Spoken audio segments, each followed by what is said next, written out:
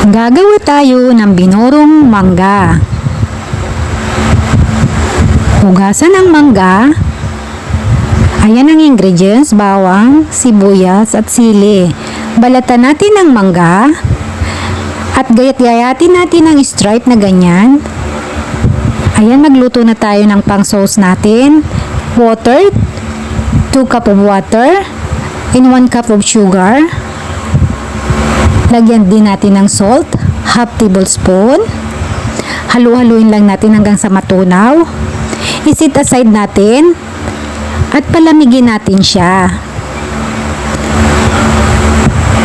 Pagkatapos natin palamigin, ilagay na natin sa garapon ang ating mga manggang hiniwa-hiwa. Lagyan natin ng pamintang buo.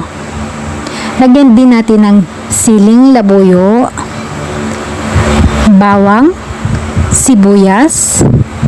Ganyan lang ang paglagay, mga palalabs. Ayan.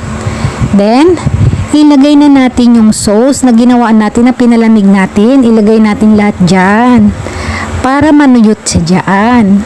After nyan, mga palalabs,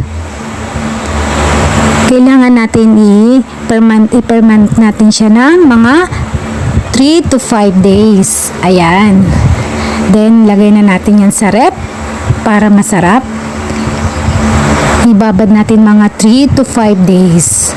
So, ayan na ang kanyang finish product ng manggong binoro. Ayan, lagay na natin sa rep. Thank you for watching!